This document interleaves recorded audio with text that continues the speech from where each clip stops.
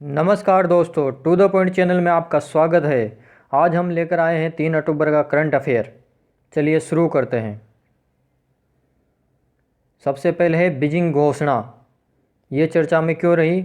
केंद्रीय महिला और बाल विकास मंत्री स्मृति ईरानी ने लिंग समानता में भारत की उपलब्धियों को उजागर करने के लिए बीजिंग घोषणा यानी कि बीजिंग डिक्लेरेशन और प्लेटफॉर्म फॉर एक्शन की 25वीं वर्षगांठ पर संयुक्त राष्ट्र महासभा को संबोधित किया। कौन सी वर्षगांठ थी ये? 25वीं। चलिए बीजिंग घोषणा का महत्व आपको समझा देते हैं। IAS प्री 2015 का पेपर था, उसमें बीजिंग घोषणा के बारे में आप प्रश्न देख सकते हैं। ये 79 प्रश्न है सीरीज ए का, जो 2015 में पेपर था प्री का, उसकी सीरीज ए में 79 नंबर पे ये प्रश्न था। तो आप प्रश्न देख पा रहे हैं। प्राय समाचारों में देखी जाने वाली बीजिंग घोषणा और कार्यवाही मंच Beijing declaration and platform for action निम्नलिखित में से क्या है? जिसका ए ऑप्शन है क्षेत्रीय आतंकवाद से निपटने की एक कार्यनीति या स्ट्रेटेजी, शंघाई सहयोग संगठन की बैठक का एक परिणाम। बी है एशियाई प्रशांत क्षेत्र में धारणीय आर्थिक संवृद्धि की एक कार्य योजना, एशिया प्रशांत आर्थिक मंच एशिया पैसिफिक इकोनॉमिक फोरम के विचार विमर्श का एक परिणाम। या फिर सी है महिला सशक्तिकरण हेतु एक कार्यसूची, संयुक्त राष्ट्र द्वारा आयोजित विश्व सम्मेलन का एक परिणाम। या फिर डी वन्य जीवों के दुर्व्यापार की रोकथाम हेतु। तो इसका आंसर क्या था? महिला सशक्तिकरण के लिए था, ये लिंग भेद को मिटाने के लिए। तो आप इम्पोर्टेंस देख पा रहे होंगे कि बीजिंग घोषणा के बारे में प्रश्न पूछा गया है 2015 में। चलिए इसको देख लेते हैं, बीजिंग घोषणा क्या होती है। वर्ष 1995 में चीन की राजधानी बीजिंग में संयुक्त राष्ट्र संघ के तत्वाधान में चतुर्थ विश्व महिला सम्मेलन आयोजित किया गया था। इस सम्मेलन में संयुक्त राष्ट्र संघ द्वारा महिला अधिकारों पर बीजिंग घोषणा पत्र को भी अपनाया गया था। प्रथम संयुक्त राष्ट्र विश्व महिला सम्मेलन मेक्सिको में 1975 में हुआ था। द्वितीय संयुक्त राष्ट्र विश्व महिला सम्मेलन कोपेनहेगन में 5 साल बाद यानी कि 1980 में हुआ था। इसके 5 साल बाद तीसरा संयुक्त राष्ट्र विश्व महिला सम्मेलन नैरोबी में 1985 में हुआ था। मेक्सिको में क्या हुआ था? 100 से अधिक देशों के प्रतिनिधियों ने पुरुषों और महिलाओं में व्याप्त विषमताओं को मिटाने की दिशा में चल रहे सरकारी प्रयासों के मार्गदर्शन के लिए एक विश्व कार्य योजना का निर्धारण किया था। बीजिंग सम्मेलन में प्लेटफॉर्म फॉर एक्शन यानी कि PFA को अपनाया गया था। यह महिलाओं के प्रति सभी प्रकार के भेदभावों को समाप्त करने हेतु अभिसमय convention on the elimination of all form of discrimination against woman और संयुक्त राष्ट्र महासभा तथा आर्थिक और सामाजिक विकास परिषद ECOSCO द्वारा अपनाए गए प्रासंगिक प्रस्तावों को अनुमोदित करता है। तो ये बीजिंग सम्मेलन या बीजिंग डिक्लेरेशन के बारे में बताया गया है। चलिए अगला करंट अफेयर देखते हैं। अनुच्छेद 254 यहाँ पर अभी चर्चा में रहा है। क्यों चर्चा में रहा है? जो कांग्रेस अध्यक्ष सोनिया गांधी है, उन्होंने कांग्रेस शासित राज्यों के प्रमुखों को केंद्र के कृषि कानूनों के विरुद्ध भारतीय संविधान के अनुच्छेद 254(2) के तहत अपने अपने राज्यों में कानून पारित करने की सलाह दी है। सबसे पहले तो ये जान लेते हैं कि इतना जो कृषि पे बिल आया है, इस पे इतना विवाद हो क्यों रहा है। सबसे पहली बात है, राजनीतिक दृष्टि से या संविधान की दृष्टि से संवैधानिक प्रावधान देखें तो कृषि किसका विषय है? राज्य सूची का विषय है। अब आप सोच रहे होंगे कि ये राज्य सूची का है तो केंद्र ने कैसे इस पर कानून बना दिया। राज्य सूची पर विषय जो है वो कृषि की शिक्षा और अनुसंधान तक ही सीमित है, लेकिन वाणिज्य और व्यापार की जब बात आती है, कृषि के जो प्रोडक्ट हैं उनकी, तो वो केंद्र सूची का विषय है। केंद्र सूची, राज्य सूची और समवर्ती सूची, जो कि 7वीं अनुसूची है संविधान की, उसमें इनके विषय समझाए गए हैं। उसको भी हम आगे इसी टॉपिक में के साथ डिस्कस करेंगे। तो पहले ये देख लेते हैं कि अनुच्छेद 254 क्या है। ये है भारतीय संविधान का जो अनुच्छेद 254 है वो एक ऐसी स्थिति को संदर्भित करता है जहां किसी भी मामले के संबंध में एक राज्य विधायिका द्वारा बनाए गए कानून का कोई उपबंध जो कि समवर्ती सूची में आता है वो संसद द्वारा बनाई गई विधि के किसी उपबंध के विरुद्ध होता है। ऐसे मामले में राज्य विधायिका द्वारा बनाया गया कानून प्रबल होगा। कब प्रबल होगा? जबकि ऐसे कानून के राज्य का जो कानून है उसको राष्ट्रपति ने अनुमति दे दी हो। लेकिन ऐसा नहीं हो पाता है, क्योंकि जब केंद्र की सरकार आती है तो आपने देखा होगा जो राज्य हैं उनके राज्यपाल वो केंद्र की सरकार अपने अनुसार बदल देती है। तो वो जब ऐसा कोई बिल आता है विवादित, तो राज्य का जो राज्यपाल है वो ऐसे राज्य विधायिका द्वारा पारित किए गए ऐसे किसी भी प्रस्ताव या कानून को राष्ट्रपति के विचारार्थ रख लेता है, राष्ट्रपति के पास भेज देता है। तो राष्ट्रपति फिर उस पर अनुमति नहीं देता है। लगभग ये होता है ज़्यादातर केस में। इस अनुच्छेद को बेहतर ढंग से समझने के लिए हम इसके प्रावधानों के विभिन्न पहलुओं पर अलग से विचार कर सकते हैं। सर्वप्रथम तो यह अनुच्छेद केवल तभी लागू होगा जब समवर्ती सूची में शामिल किसी विषय पर एक राज्य का कानून संसद द्वारा पारित राष्ट्रव्यापी कानून के विरुद्ध होगा। ऐसी स्थिति में यदि राष्ट्रपति राज्य के कानून को अपनी सहमति दे देता है तो राज्य के कानून को प्रभावी माना जाएगा और उस राज्य में संबंधित केंद्रीय कानून लागू नहीं होगा। इस प्रावधान का कैसे प्रयोग होता है? यह प्रावधान राज्य विधायिका को राज्य में पहले से लागू संसदीय कानून के उपबंधों से अलग किसी अन्य कानून के निर्माण की शक्ति प्रदान करता है। हालांकि राज्य को यह शक्ति केवल उन्हीं मामलों पर उपलब्ध होती है जो संविधान की अनुसूची 7 के तहत समवर्ती सूची में शामिल है। हालांकि संसद द्वारा पारित किए गए कानून को रद्द करने के लिए राज्य अपना स्वयं का विधेयक ला सकते हैं, किंतु ऐसे विधेयकों में से कोई भी तब तक प्रभावी नहीं होगा जब तक कि राष्ट्रपति ऐसे विधेयकों पर अपनी सहमति नहीं दे देता है।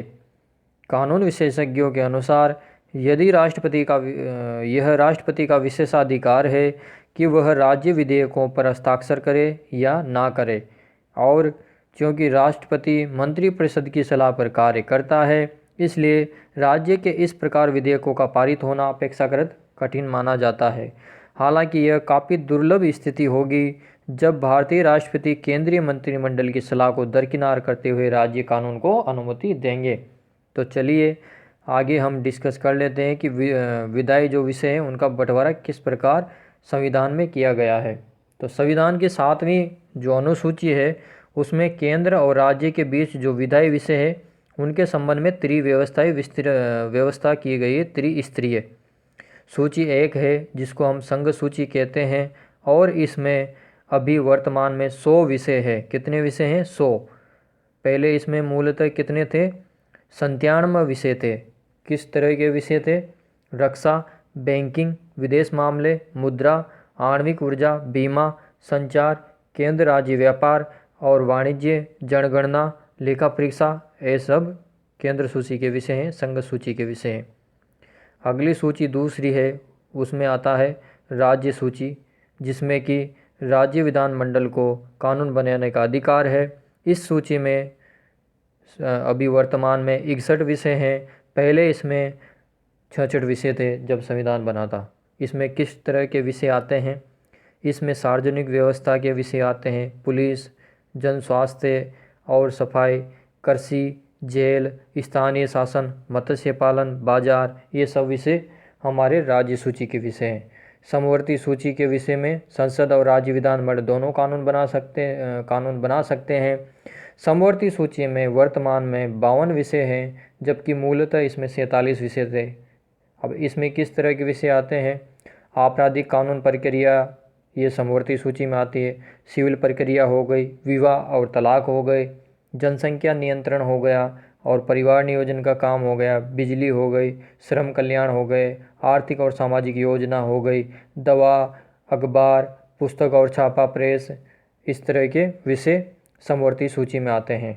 42वां जो संविधान संशोधन आया था 1976 में, इस संविधान संशोधन में 5 विषयों को राज्य सूची से समवर्ती सूची में डाला गया था।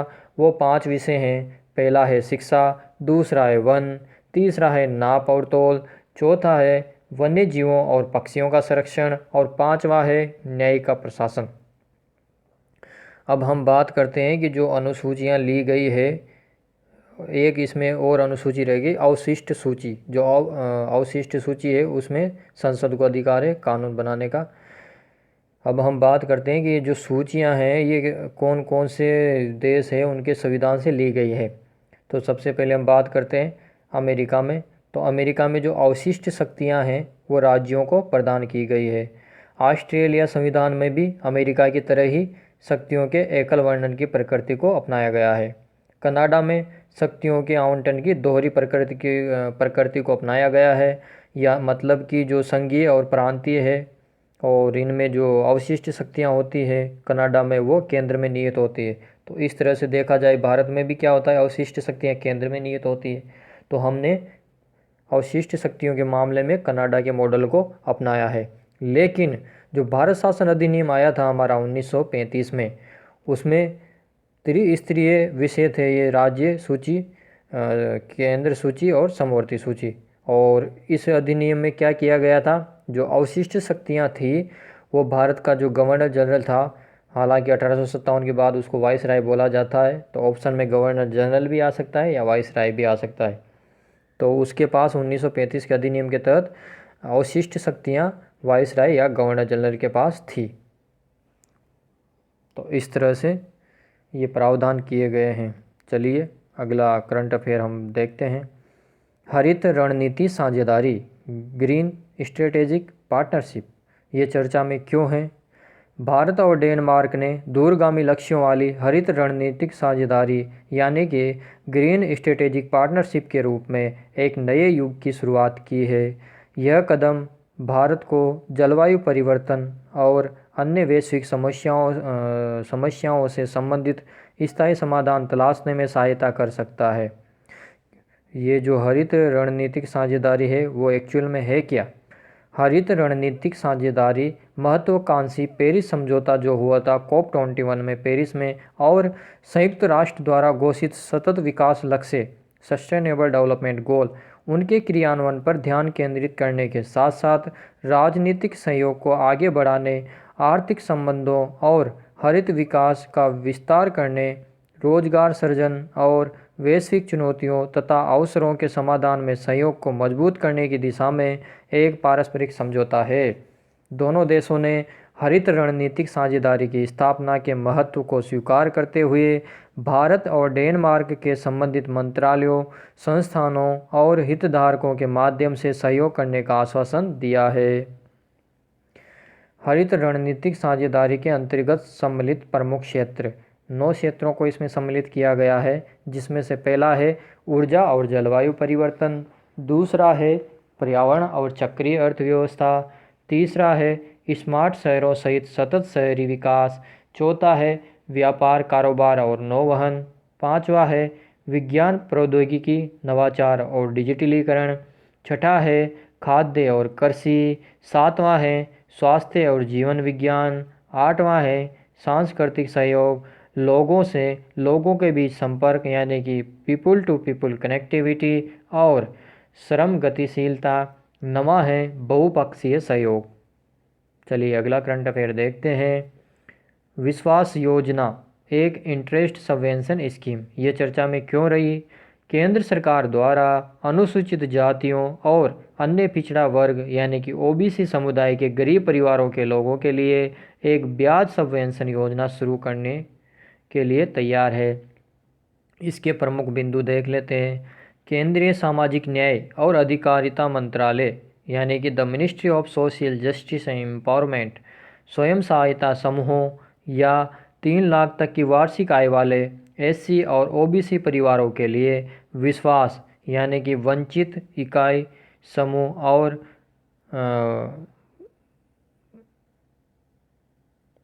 ये जो भी है इसका योजना की शुरुआत की है, विश्वास योजना की शुरुआत की है। योजना के उद्देश्य, इस योजना का उद्देश्य उत्पादन और आर्थिक गतिविधियों को बढ़ाने हेतु वंचित परिवारों के लिए अधिक ऋण सुनिश्चित करना है। इस इंटरेस्ट सबवेंशन स्कीम के तहत बैंकों को भी वंचित वर्गों को ऋण देने के लिए प्रोत्साहित किया जाएगा। इस योजना के माध्यम से सरकार वंचित वर्गों पर ब्याज का बोझ कम करना चाहती है। चलिए अब केंद्रीय जो योजनाएं हैं उनके प्रकार देख लेते हैं, किस प्रकार की केंद्रीय योजना होती है। आपने देखा होगा कुछ केंद्रीय योजना होती है जिसमें केंद्र सरकार 100% उसका फंड देती है, पैसे देती है। कुछ योजनाएं होती है जिसमें राज्य और केंद्र के बीच 75% और 25% ऐसा कुछ परसेंटेज का अनुपात होता है। क्या इतना परसेंट तुम हो, राज्य सरकार देगी और इतना परसेंट ये। तो ये कैसे डिसाइड होता है, किस टाइप की योजनाएं हैं, तो इसको हम देख लेते हैं। राज्य स्तर पर लागू की जाने वाली केंद्रीय कल्याण योजनाओं को अम्ब्रेला स्कीम भी बोलते हैं। उनको दो भागों, केंद्रीय क्षेत्र योजनाएं और केंद्र प्रायोजित योजनाएं यानी कि सेंट्रल सेक्टर स्कीम और सेंट्रली स्पॉन्सर्ड स्कीम में विभाजित किया गया है। तो सबसे पहले हम देखते हैं केंद्रीय क्षेत्रक योजनाएं यानी कि सेंट्रल सेक्टर स्कीम। केंद्रीय क्षेत्रक योजनाएं पूर्ण रूप से यानी कि 100% केंद्र सरकार द्वारा वित्त पोषित होती है। इसका सारा पैसा केंद्र देता है। साथ ही इनका क्रियान्वयन भी केंद्रीय तंत्र द्वारा ही किया जाता है। इम्प्लीमेंटेशन भी कौन किएगा? इनका केंद्र के जो अधिकारी है वही इनका इम्प्लीमेंटेशन करेंगे। केंद्रीय क्षेत्रक योजनाएं मुख्य रूप से संघ सूची में उल्लेखित विषयों पर बनाई जाती है। इसके अलावा केंद्रीय क्षेत्रक योजनाओं में कुछ अन्य कार्यक्रम भी शामिल हैं जो विभिन्न केंद्रीय मंत्रालयों द्वारा सीधे राज्यों और केंद्र शासित प्रदेशों में लागू किए जाते हैं। इस तरह की योजनाओं के उदाहरण हैं प्रधानमंत्री किसान सम्मान निधि, भारत नेट, नमामि गंगे आदि। दूसरी प्रकार की जो योजना है वो है केंद्र प्रायोजित योजना यानी कि सेंट्रली स्पॉन्सर्ड स्कीम। केंद्र प्रायोजित योजनाओं के क्रियान्वयन हेतु वित्त की व्यवस्था केंद्र तथा राज्य द्वारा मिलकर वहन की जाती है। केंद्र प्रायोजित योजनाओं को मुख्यतः 3 भागों में बांटा गया है। पहला भाग है core of the core scheme, राष्ट्रीय सामाजिक सहायता कार्यक्रम और मनरेगा आदि इसके एग्जाम्पल हो गए। दूसरी है कोर स्कीम जिसमें के एग्जाम्पल है हरित क्रांति योजना, प्रधानमंत्री कृषि सिंचाई योजना, प्रधानमंत्री ग्राम सड़क योजना आदि। तीसरी स्कीम है ऑप्शनल स्कीम। इसके उदाहरण हैं सीमा क्षेत्र विकास कार्यक्रम, श्यामा प्रसाद मुखर्जी रूरल मिशन आदि। बहुत बहुत धन्यवाद।